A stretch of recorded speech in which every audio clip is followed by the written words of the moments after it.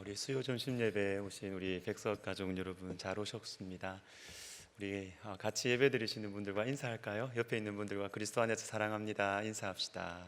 네, 그리스도 안에서 사랑합니다. 네, 반갑습니다. 네, 우리 찬송하겠습니다. 우리 찬송가 183장, 우리 8주간 하는 개혁주의 생명신학 특강에 저는 주제가로 삼고 싶은데, 빈들의 마른 풀같이 우리 찬송가 183장, 우리 성경 사랑하는 찬송인데요. 우리 205장 우리 좀 빠르게 하겠습니다.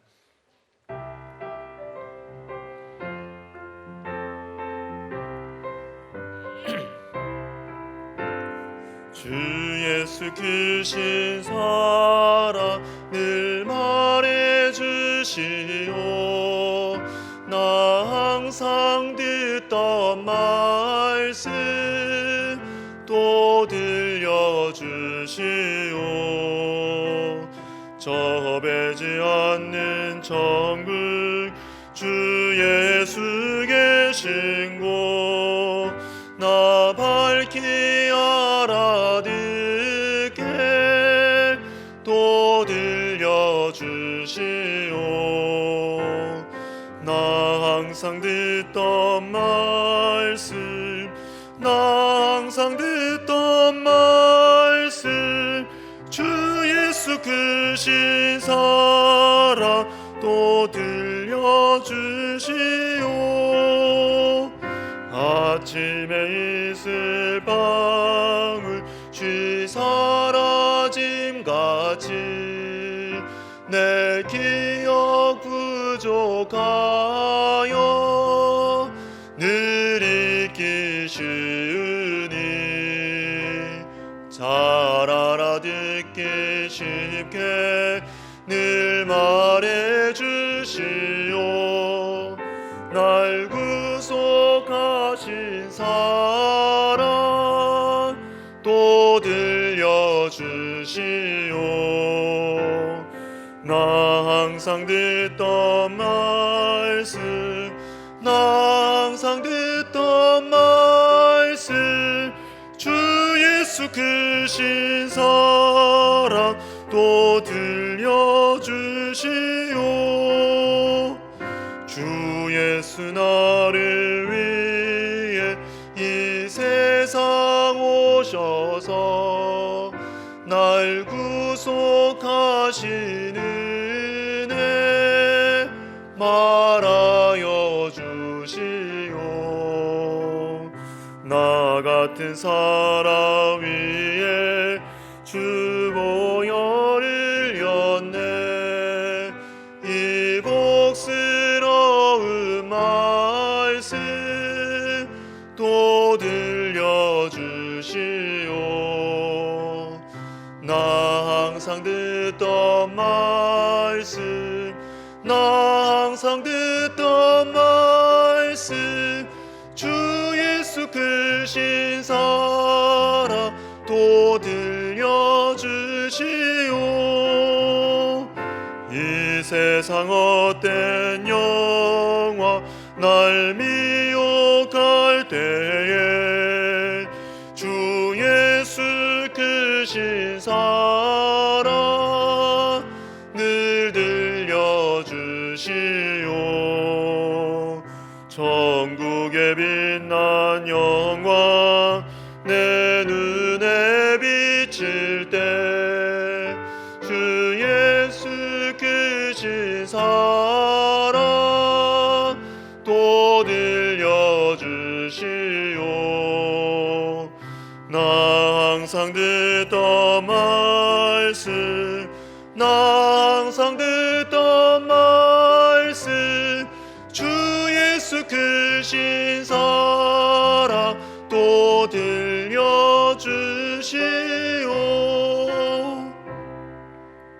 같이 한번 기도하겠습니다. 이 찬양의 원래 제목이 뭐냐면요, Tell me the old old story입니다. Tell me the old old story. 오래된 이야기, 오래된 이야기를 나에게 들려주십시오. 그 오래된 이야기가 뭘까요? 성경 말씀이죠. 여러분, 새로운 얘기가 다 좋은 게 아니에요. 왜 오래됐겠습니까? 왜 오래 가겠습니까? 그게 하나님 말씀이니까 오래 가는 것이죠. 주님, 오늘 이 시간을 통해서 정말 이 오래된 우리 하나님의 말씀, 우리에게 주신 이 생명의 말씀, 주님, 내가 정말 소중하게 간직하고 이 말씀을 사모하고 사랑하고 읽는 주님 제가 되게 해주십시오. 우리 같이 한번 합심해서 기도하고 시작하겠습니다. 하나님 아버지, 감사합니다. 주님, 우리에게 주신 이 생명의 말씀을 주님, 우리 사랑하게 해주십시오. 종교의 경전으로 우리가 생각하는 것을 넘어서서 실제로 성경을 읽고 성경의 위로와 성경의 치유와 성경의 능력을 우리가 체험하면서 정말 이 말씀으로 인하여서 내가 살게 되었다고, 이 고난 중에 하나님의 말씀이 나의 위로라고, 하나님의 법도를 사랑함으로 내 마음속에 큰 평안이 있었다고, 어두운 인생길에 하나님의 말씀이 빛이 되고 등불이 되었다고 고백하고, 그리고 우리 후손들에게 이것을 자신 있게 말해줄 수 있는 하나님 저희들 되게 하여 주시옵소서. 주님, 오늘 이 시간을 주님께 맡겨드립니다. 예수님의 이름으로 기도드립니다. 아멘.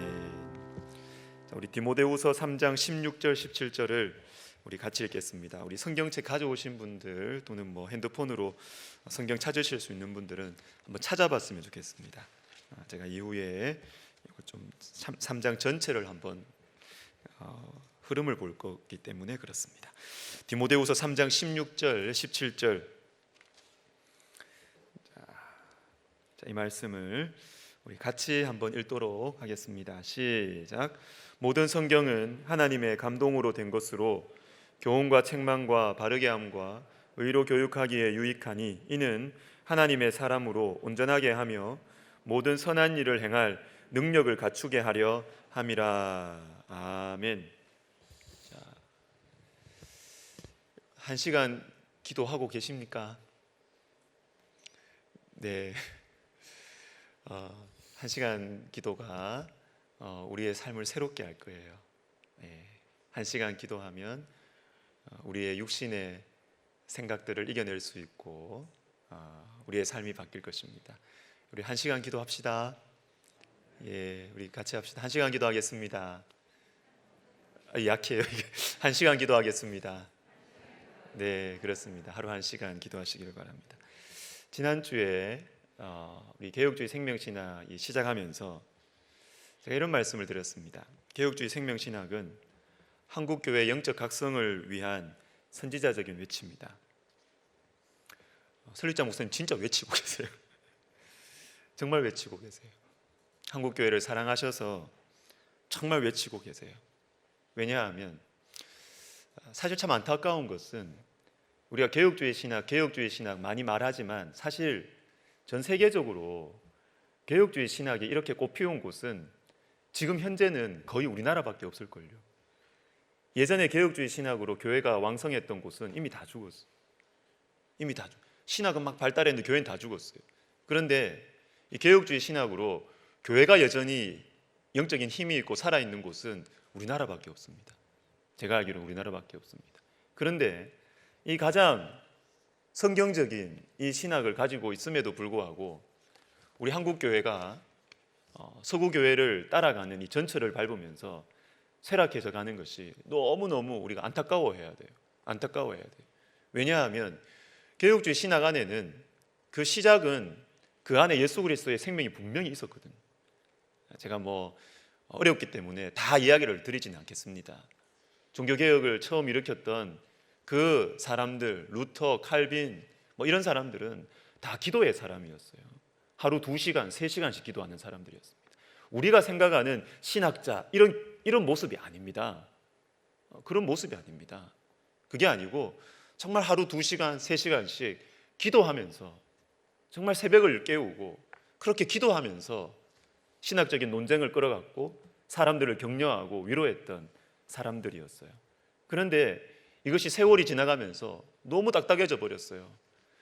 그들이 글자로 남길 수가 없잖아요. 내가 2시간, 3시간 기도한 내용을 루터가, 칼빈이 그 책으로 남기겠어요? 그건 못 남기는 거예요. 그런데 책으로 남긴 그 문자만 다 물려받고 보이지 않았던, 실제로는 종교개혁을 밀어붙이고 이끌어갔던 그 원동력에 대해서는 다 잊어버리고 글자만 다 기억하는 것입니다. 글자만. 칼빈이 무슨 말했다, 루터가 무슨 말했다. 그 말을 하기 위해서, 그리고 그 말을 했기 때문에 감당해야 됐던 많은 영적인 시련들과 영적인 고통들과 영적인 리더십들을 어떻게 감당했는지, 그 보이지 않는 기도에 대해서, 보이지 않는 하나님과의 관계에 대해서는 다 잊어버린 것이죠. 그래서 개혁주의 신학이 화석이 되어버렸어요.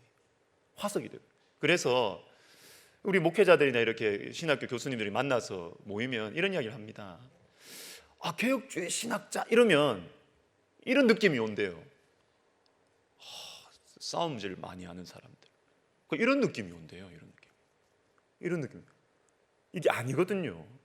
그게 아닌데, 그냥 신학자들 안에도 뭐 개혁주의 신학자 이런 사람 딱 만나면 느낌에 자존심 굉장히 강한 사람, 뭐 좀 건드리면 바로 막 싸울 사람, 교리적으로 싸울 사람, 이렇게 느껴진답니다.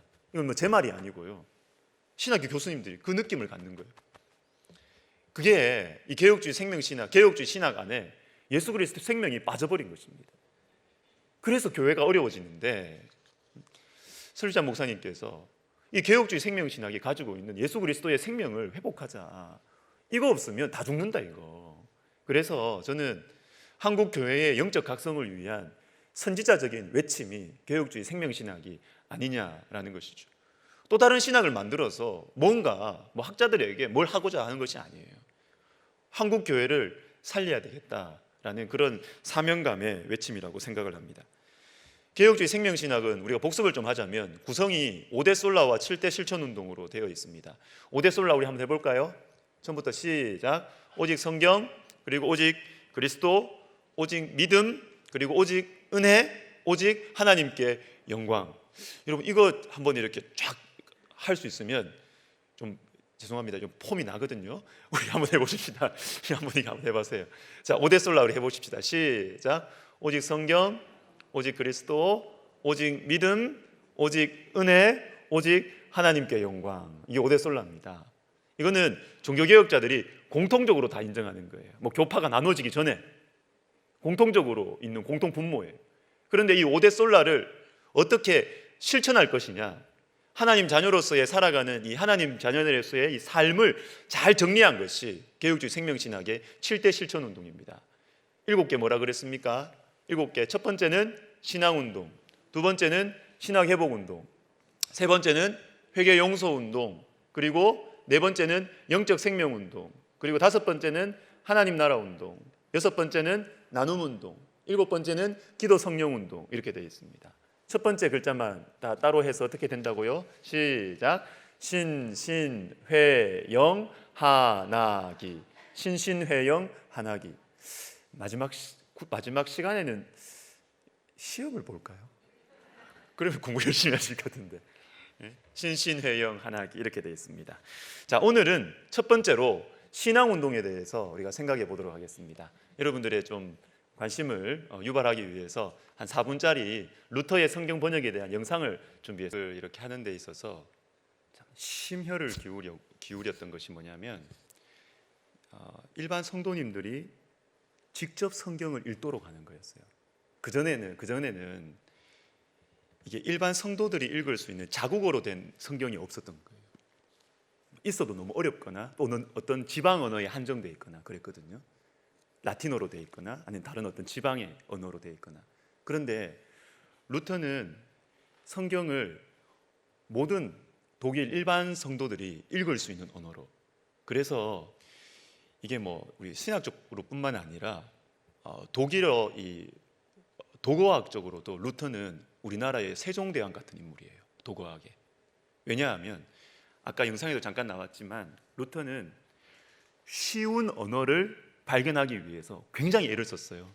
시장에 가서 이 말을 어떻게 쓰느냐, 사람들이, 학자들이 쓰는 언어가 아니라 쉬운 언어로 쓰기 위해서. 왜 그렇게 했을까요? 성경을 읽도록 해야 된다는 것이죠. 성경을 읽도록 해야 된다. 다른 어떤 것보다 성경을 직접 읽도록 해야 된다 라는 것입니다. 성경이 제일 중요하니까. 신앙운동은 개혁주의 생명신학의 첫 번째로 나오는 것이 순서로 너무너무 타당합니다. 이것은 정의가 이렇게 되지요. 우리 같이 한번 읽겠습니다. 강의 안에 있습니다. 시작. 개혁주의 생명신학은 성경이 우리의 신앙과 삶의 유일한 표준임을 믿고 개혁주의 신학을 계승하려는 신앙운동이다. 신앙운동이 뭐냐? 그러면 성경이 기준이라는 것입니다. 성경이 답이다. 이것입니다. 그래서 7대 실천운동 제가 7가지 중에서 여러 가지 뭐 이렇게 좀 구조를 좀 말씀드렸잖아요. 2개, 2개, 3개 뭐 이렇게 나눠드렸는데 2개, 2개, 2개, 하나. 앞에 나오는 신앙운동과 신학회복운동은 성경에 관한 것입니다. 성경. 다 성경이지만 7개 중에서 앞에 나온 2개는 성경을 매우 강조하고 있습니다. 성경을 매우 강조하고 있습니다. 그래서 처음에 나오는 이 신앙운동은 이 7대 실천운동의 뿌리예요. 뿌리예요. 뿌리다. 디모데후서 3장을 한번 보시면 우리가 아까 3장 16절 17절 제일 유명한 말씀인데, 그런데 이 말씀이 어떤 흐름 속에 나왔는가 한번 보실 필요가 있어요. 3장 1절을 한번 보겠습니다. 3장 1절을 보면 3장은 이렇게 시작됩니다. 너는 이것을 알라. 말세에 고통하는 때가 이르러. 이렇게 시작이 됩니다. 그리고 나서 이어지는 2절부터 어떤 말씀이 나오냐면, 디모데야, 너가 살아가는 이 시대가 말세다. 말세에 고통하는 때다. 그런데 이 시대가 어떤 시대인지 아니? 자기를 사랑하며 돈을 사랑하며 배신하며 쾌락을 사랑하며 이렇게 쭉 나옵니다. 감당 못할 시대를 네가 살아가야 된다. 감당 못할 시대를 너가 목회를 해야 된다는 것이죠. 그러면 어떻게 해야 되느냐? 근데 이게 이 세상의 모습이 쭉 나오다가 5절에 애매한 말씀이 하나 나옵니다. 날카로운 말씀이죠. 5절에 보면 경건의 모양은 있으나 경건의 능력은 부인하니 이 같은 자들에게서 내가 돌아서라, 이 말씀이 나옵니다. 세상에 대한 말씀이 다 나오는 것 같았어요. 자기를 사랑하며 돈을 사랑하며 쾌락을 사랑하며 쭉 나오는데 5절에 보니까 경건의 모양은 있는데 경건의 능력이 없는 자들에게서 돌아서라, 이런 말씀이 나옵니다. 여러분, 세상이 경건이란 말을 어디에서 씁니까? 세상에서 씁니까? 교회에서 씁니까? 교회에서 씁니다. 경건이란 말을. 자, 그러면 말세에 고통하는 때의 특징, 세상이 막 이렇게 예수님 안 믿는 사람들이 막 이렇게 막 나가는 것 맞다는 것이죠. 그런데 말세에 고통하는 때의 특징은 뭐냐면 경건의 모양은 있으나 경건의 능력이 없는, 즉 세상이 교회 속에 들어와 버린다는 것입니다. 세상이 교회 속에 들어온다는 것입니다. 교회 안에 세상이 있다는 것이죠. 교회 안에. 너무 괴로운 세상이 되는 것이죠. 자, 그러면 이런 시대를 너가 믿음으로 살아가야 되고 목회를 해야 되는데, 그러면 어떻게 이런 시대를 감당하면서 목회를 할 수 있느냐라고 했을 때 나오는 말씀이 3장 16절과 17절입니다. 너는 배우고 확신한 일에 거하라. 14절에 딱 나오고 나서 배우고 확신한 일이 무엇이냐? 모든 성경은 하나님의 감동으로 된 것으로 교훈과 책망과 바르게 함과 의로 교육하기에 유익하니, 하나님의 말씀이라는 것이죠. 여러분, 하나님의 말씀이 뭡니까? 하나님의 말씀은 우리의 무기입니다. 무기입니다. 목사님, 저는 세상 속에서 정말 믿음으로 살고 싶어요. 나는 정말 믿음으로 살고 싶어요. 그런데 성경을 안 읽는다. 그러니까 믿음으로 살기 싫은 것이죠. 제가 언젠가 말씀드린 적이 있습니다. 제가 청년들 이렇게 사역을 할 때 막 청년들이 와서 고민을 이야기해요. 막 진로가 어떻고 막 자기 영적인 고민이 어떻고 굉장히 심각해요. 굉장히 심각하게 막 이야기를 합니다. 제가 이렇게 듣습니다. 굉장히 생각이 진지하구나. 굉장히 진지하게 이야기를 합니다. 자기 고민에 대해서. 그런데 그 청년의 삶을 이렇게 보니까 학교 작은 퀴즈 보는 것만큼도 성경을 안 보더라고요. 그냥 고민만 열심히 해요. 고민만 막 잠을 못 잘 정도로 막 고민만 열심히 하는 겁니다. 막 고민만 열심히 하고, 실제로 우리에게 이런 어려운 인생의 문제를 감당하게 해주는 무기인 성경이 우리 옆에 있는데 성경은 안 읽어요. 학교 시험 치는 것만큼도 성경은 안 읽어요. 여러분 어떻습니까? 여러분, 인생이 힘들다, 우리 집안이 힘들다, 우리 자녀가 힘들다, 막 고민이 많아요. 그런데 여러분, 고민하는 만큼 성경 읽으세요. 고민하는 것만큼 정말 여러분 인생이 중요하다면, 여러분의 가정이 중요하고 여러분의 자녀들이 중요하다면 정말로 우리에게 하나님께서 말세에 고통하는 때를 헤쳐나갈 수 있는 무기로 주신 이 말씀을 읽느냐는 것입니다. 안 읽어요.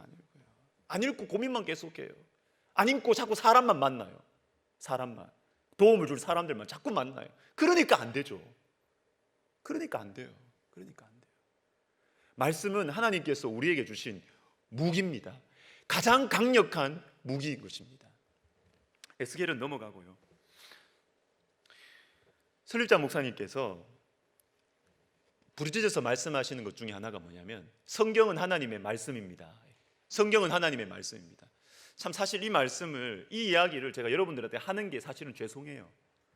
여러분들 중에 성경은 하나님의 말씀입니다, 이거 다 아멘이죠, 그죠? 이거 당연한 거 아니에요? 그런데 여러분, 문제는 신학교입니다. 신학교에서는 이게 당연하지 않다는 거예요. 놀라셨죠, 여러분? 여러분 놀라셨죠? 신학교에서는 이게 당연하지 않아요. 자, 여러분, 제가 여러분들에게 하나 질문을 던지겠습니다. 제가 하는 이 문장이 여러분 어떻게 받아들여지시는지. 성경에는 하나님의 말씀이 있다, 이거 맞아요, 틀려요? 맞습니까, 틀립니까? 성경에는 하나님의 말씀이 있다, 맞습니까, 틀립니까? 지금 아리까리 하시죠? 자, 성경에는 하나님의 말씀이 있다, 그러면 이것과 다른 말을 하나 제가 말씀드리겠습니다. 성경은 하나님의 말씀이다. 차이가 뭔지 아시겠습니까? 차이가 뭔지 아시겠죠? 성경은 하나님의 말씀이다라는 것은 이 성경 전부가 하나님의 말씀이라는 거예요. 내가 이해되든 안 되든, 과학적인 실험으로 다시 재현이 되든 안 되든, 이 과학적이라는 것도 문제가 있는 거거든요. 과학성이라는 것은 개연성을 담보로 하는 것입니다. 개연성은 다시 일어나는 것이죠. 다시 똑같은 환경과 조건에 의하면, 실험을 하면 다시 일어나야 그걸 과학적이라고 이야기합니다. 그런데 예수님의 부활이 다시 일어납니까? 홍해 사건이 다시 일어납니까? 인류 역사 가운데 우리 하나님께서 하나님의 구원의 역사를 위해서 단 한 번 허락하신 그 사건을 자꾸 과학의 잣대로 두고 다시 일어날 수 없으니까 과학적이지 않다, 이게 하나님의 권위를, 성경의 권위를 믿지 않는 사람들이 그 말을 하거든요. 엉터리예요. 그거는 자기들의 전제로 성경을 보도하는 거죠.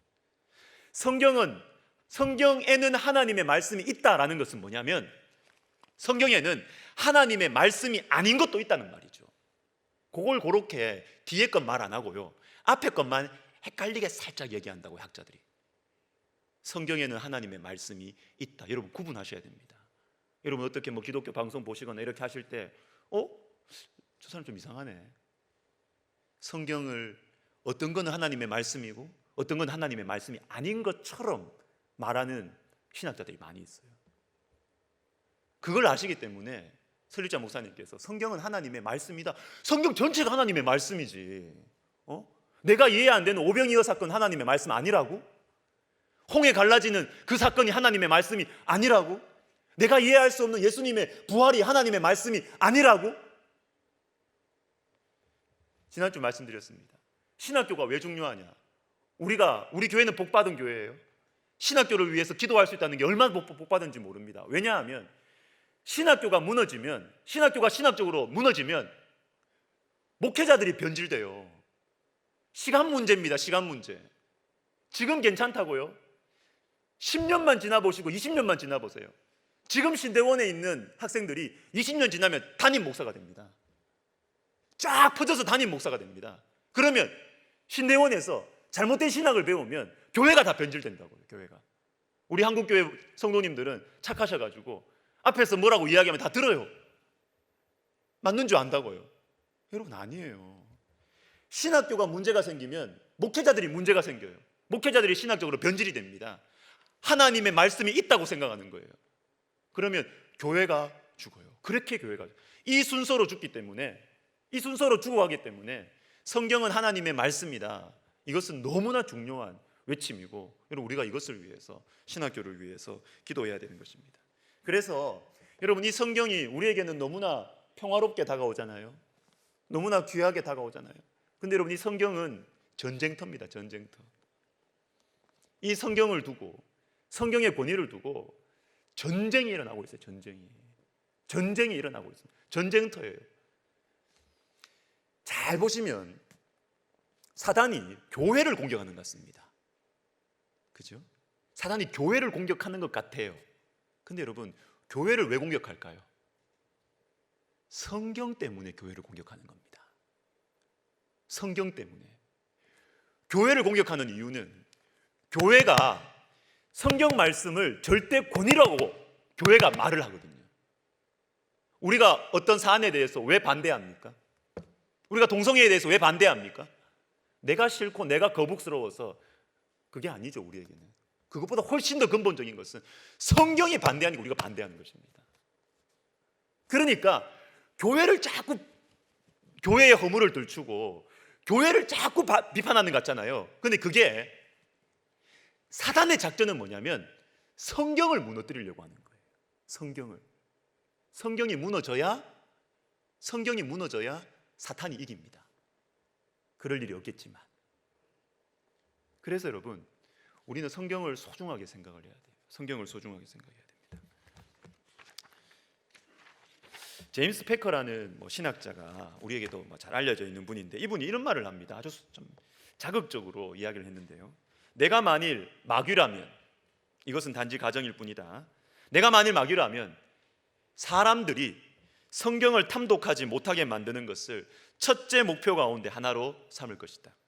성경이 하나님의 말씀이란 것, 그리고 성경이 하나님을 알고 사랑하고 섬기도록 사람들을 가르친다는 사실을 알기 때문에, 사단이 알기 때문에 가능한 한 모든 수단을 동원해서 성경을 영적 함정들과 가시 울타리들과 덫으로 둘러치고 사람들을 협박해서 성경에서부터 쫓아낼 것이다. 여러분, 성경이 전쟁터입니다. 성경이 전쟁터입니다. 사단이 성경의 권위를, 성경이 하나님의 말씀이란 것을 이거 무너뜨리기 위해서 사단은 수단과 방법을 가리지 않습니다. 데살로니가전서 2장 13절 우리 같이 한번 읽어보겠습니다. 시작.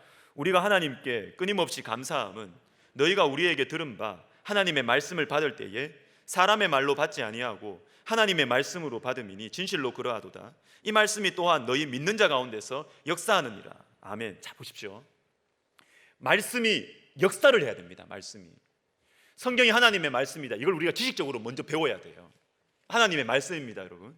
그런데 내가 정말 성경이 하나님의 말씀이라는 것을 내가 어떤 상황에서도 이것을 간직하고 이것을 전해줄 수 있고 이것을 소중하게 간직하기 위해서는 내 마음속에 말씀의 역사를 체험을 해야 돼요. 내가 경험을 해야 됩니다. 지식만으로도 안 되고 내 마음속에 감정으로 이걸 체험을 해야 되고, 그렇게 할 때 내 의지가 이걸 붙들고 딱 가는 것입니다. 누가 뭐라 해도 나는 성경 붙들고 가는 것입니다. 지식, 감정, 의지로 사람이 움직여져요.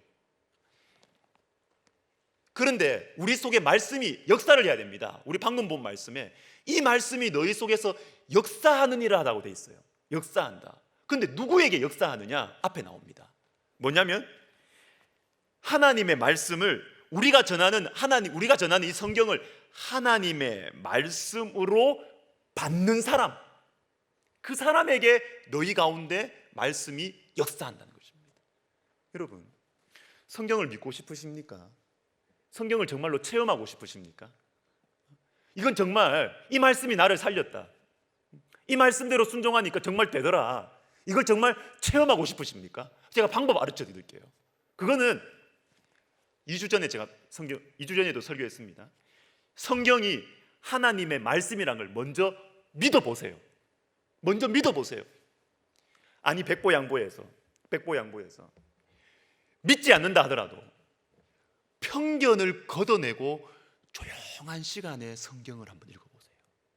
편견을 걷어내고, 이거 재미없다, 이거 그냥 종교적인 경전이다, 이렇게 하지 마시고요. 편견을 다 걷어내고 정말 세상에서 내가 이 성경을 처음 본 어린아이처럼 성경을 딱 펴놓고 아무 편견 없이 진지하게 성경을 한번 읽어만 보십시오. 그러면 성경이 하나님의 말씀이란 것이 다가옵니다. 느껴지게 돼 있습니다. 느껴지게 되어 있습니다. 성경은 하나님의 말씀이에요. 하나님 말씀이에요. 그리고 요한복음 6장 63절에 이런 말씀이 있습니다. 살리는 것은 영이니 육은 무익하니라. 내가 너희에게 이런 말은 영이요 생명이라. 말씀이 영이랍니다. 말씀이 생명이랍니다. 말씀이 글자가 아니네요. 말씀이 이게 그냥 문자가 아니네요. 말씀이 영이랍니다. 말씀이 성령이랍니다. 말씀이 생명이랍니다. 몇 년 전이요, 한 2년 된 것 같은데요, 학교 관계자분들하고 식사를 하고 있었습니다. 금요일 저녁이었습니다. 금요기도회 전에 식사를 하는데 설리자 목사님 굉장히 강하게 이야기하시는 거예요. 평소에도 말씀하시는데 그날은 굉장히 강하게 이야기하셨어요. 말은 생명력이 없고 말씀은 생명력이 있다. 사람의 말은 생명력이 없다. 사람의 말은 앞에서 아무리 설교자가 뭐 사람의 어떤 좋은 사상을 이야기하고 책을 이야기하고 해도 사람의 말은 사람을 살릴 수 없다는 것이죠. 그런데 말씀은 생명력이 있다는 것이죠. 말은 생명력이 없지만 말씀은 생명력이 있다는 거죠. 여러분, 아브람 카이퍼라는 유명한 개혁주의 신학자가 있습니다. 이 사람 거의 천재예요. 신학교 학부 다닐 때 전국 무슨 논문 대회에서 1등이었어요. 이 천재입니다, 이 사람.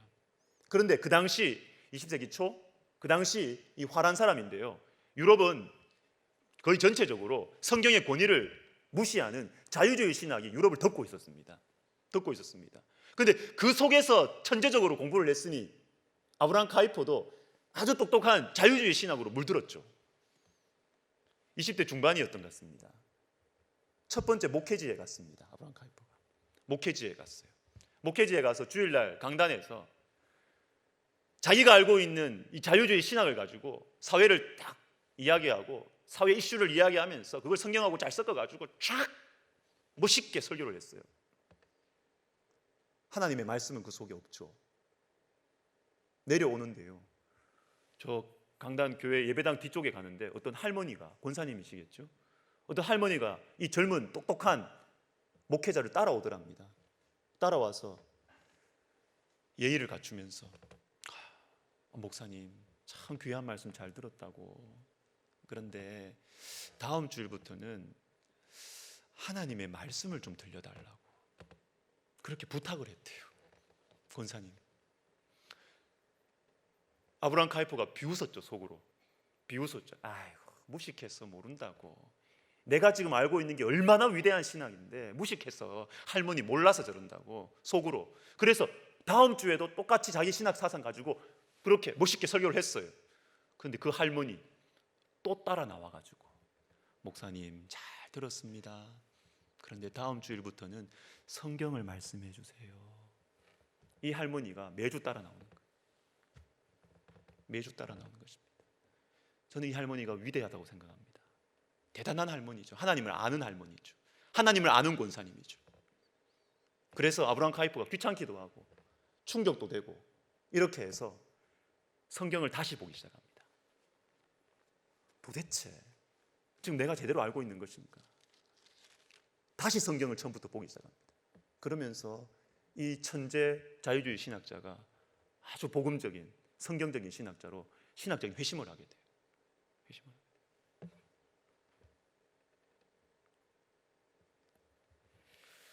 여러분, 성경이 하나님의 말씀이라는 것을 믿고 전해야 역사가 일어납니다. 성경이 하나님의 말씀이라는 것을 믿고 받아야 역사가 일어납니다. 변화가 일어납니다. 그래서 우리 백석학원은 참 복됩니다. 백석학원에 특별히 우리 신학교 신대원, 여러분 신입생 영성수련회, 여러분 제가 광고 드렸잖아요. 신입생 영성수련회 단순합니다. 복잡한 거 없습니다. 단순합니다. 새벽과 저녁에는 영성 집회합니다. 부흥회합니다. 부흥회하고 기도하고 말씀 듣고 부흥회합니다. 낮에는 뭐 하느냐? 성경 통독합니다. 성경 읽고 밥 먹고 자고 뭐 이겁니다. 단순합니다, 그냥. 그리고 신대원 들어가면 학생들에게 성경 필사시킵니다. 성경 필사. 신대원 학생들에게 성경 필사시킵니다. 여러분, 이것은 신학교 운영자의 의지거든요. 의지. 교수님들 마음이 잘 하나 되기가 어려워요. 다른 게 더 중요하다, 뭐 이걸 해야 된다, 저걸 해야 된다, 다 좋은 거거든요. 그런데 우리는 설립자 목사님이 이걸 미시는 거예요. 어떤 신학보다 성경을 읽어야지. 목회자들이 성경을 알아야지. 성경 모르고 뭘 하겠다는 거냐고. 신학 운영자의 의지거든요. 복된 것이죠. 우리 학교에 희망이 있는 것입니다. 그래서 저도 참 제가 백석에 와서 많이 바뀌었습니다. 언제 이런 이야기를 좀 할 수 있는 기회가 있을지 모르겠는데요. 제가 그저께 월요일에 제 아내하고 이렇게, 월요일에 제가 좀 쉬니까 아내하고 이렇게 대화를 많이 합니다. 대화를 하면서 여보, 참 나는 돌아보면 너무 감사해. 그랬어. 감사할 것들이 참 많은데요. 너무너무 감사해. 뭐냐면 하나님께서 저에게 너무 귀한 분들을 만나게 해주셨어요. 만남의 축복들이 저는 참 많아요. 특별히 제가 목회자로서, 설교자로서 정말 감사해야 하는 것은 성경을 너무너무 사랑하는 분들을 제가 스승들로 만났어요. 제가 다 말을 못합니다. 성경을 너무 사랑하는 분들을 제가 대학생 때, 그리고 우리 백석에 와서, 그리고 또 최근에도 성경 사랑하는 목회자들을 제가 너무 사랑하게 됐고, 그분들 따라하게 되고요. 그래서 제가 돌아보니까 너무너무 감사한 거예요. 너무너무 감사한 거예요. 그래서 저는 제 설교 스타일이 많이 바뀌었습니다. 여러분들은 잘 모르셔요. 제 아내는 압니다. 제 아내는 압니다. 제가 예전에 청년 사역할 때, 그때하고 지금하고는 설교 스타일이 완전히 바뀌었어요. 완전히 바뀌었어요. 그때는 제가 어떻게 설교했느냐 하면, 물론 성경을 이야기했죠. 성경을 풀고 성경을 했죠. 그러나 성경의 어떤 이 의미를 드러내는데 제 마음에 다 가 있는 것이 아니라, 제가 책을 읽으면서 멋진 거예요. 책을 읽으면서 멋진 예화가 있는 거예요. 책을 읽으면서 제가 어떤 멋진 메시지를 제가 있는 거예요. 이거를 풀기 위해서 성경을 슬쩍 가져오는 것입니다. 성경이 없는 게 아니라니까요. 성경이 있습니다. 설교에 성경이 있습니다. 근데 문제는 성경 말씀 자체가 교회를 세울 수 있다고 정말 내가 믿고 설교하느냐, 아니면 내가 생각할 때 좋은 메시지, 내가 생각할 때 좋은 예화, 사상, 이것을 풀어내기 위해서 성경을 갖다 붙이느냐, 이건 설교자 자신이 압니다. 그리고 가까이에 있는 사람은 압니다. 성도님들은 잘 몰라요. 제가 예전에 그랬거든요. 제가 책 읽으면서 받았던 이걸 잘 소화해서 멋있게 구조를 해서 풀어내기 위해서 성경을 이렇게 붙였어요. 근데 제가 백석에 와서 또 우리 설립자 목사님 만나면서 제가 정말 이게 깨졌어요. 아, 그렇구나. 하나님 말씀 자체에 힘이 있구나. 말씀 자체에 힘이 있구나. 여러분, 제가 그래서 제가 물어봐서 죄송합니다. 제가 설교 시간에 성경 외에 다른 얘기 잘 안 하죠. 하긴 해요. 할 때도 있어요. 근데 제가 잘 안 합니다. 왜냐하면 제가 성경 자체에 힘이 있구나. 성경을 이렇게 사랑하게 되고, 이 성경이 사랑을 바꾸는구나, 이 생각이 드니까 다른 책들 읽는 게 가볍게 보여요. 자꾸 저한테. 제가 때로는 스트레스거든요. 뭐 어떤 스트레스냐면, 목회자가 좀 다른 책들도 읽어야 되는데, 제가 그런 책도 좋아합니다. 제가 일주일에 한 권을 좀 읽어내야 되는데 제가 막 스트레스를 받아요. 제가 근데 요즘에 스트레스 안 받으려고요. 다른 책 안 읽어도 성경만 읽으면 됐다. 그냥 됐다 그냥. 성경 많이 읽으면 하나님께서 지혜도 주시고 능력도 주시고 하나님께서 우리 교회도 세워주실 거다. 제 마음에 막 스스로 이거를 믿고 가려고 제 나름대로는 싸우고 있어요. 제 마음속엔 자꾸 다른 걸 보고 싶은 거예요. 자꾸 다른 걸 보고 싶은 거예요. 근데 제 중심이 흔들리지 않으려고 애를 써요. 여러분, 성경의 맛에 빠져보십시오. 성경의 맛에 빠지면 다른 어떤 책이 와도 가벼워요. 제가 가벼워요.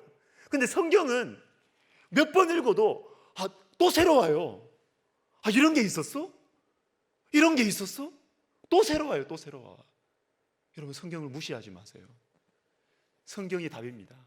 성경 안에 다 있습니다. 성경을 사랑하고 성경을 내 마음속에 두고 그렇게 하시면 우리의 삶이 정말 달라질 것입니다. 마지막으로 우리 시편 119편 165절 이거 한번 읽고 제가 좀 말씀드리고 마치겠습니다. 165절 같이 읽습니다. 시작. 주의 법을 사랑하는 자에게는 큰 평안이 있으니 그들에게 장애물이 없으리이다. 아멘. 주의 법을 사랑하는 자에게는 큰 평안이 있으니, 여러분, 이 평안은 굉장히 그냥 개인적인 표현이 아니에요. 평안, 그냥 실존적이잖아요. 내 안에 내가 평안을 누리는 거잖아요. 그런데 누가 이 평안을 누리느냐? 주님의 법을 사랑하는 사람. 주님의 법을 사랑하는 사람이 내가 개인적으로 이 평안을 누리는 거예요. 자, 여러분에게 질문을 합니다. 보통 여러분들이 다른 교회 성도님들이나 이야기하면서 그 교회 말씀이 좋아. 어떤 교회 보고 말씀 좋아 그러세요? 그 교회 말씀 좋아. 어떤 교회 보고 말씀하세요? 제가 이야기 드려볼까요? 주일 대예배 담임 목사님 설교 좋은 교회를 보고 말씀 좋아 그러죠. 맞죠? 맞습니다. 그럼 그겁니다, 그거. 근데 그 교회가 말씀 좋은 거 맞아요. 그런데 만약에 주일 대예배 담임 목사님 설교만 좋고 성도님들이 말씀 묵상 안 해요, 성경을 안 읽어요, 그러면 그 교회는 말씀 좋은 교회가 맞을까요? 아닐까요? 저는 아니라고 보죠. 아니죠.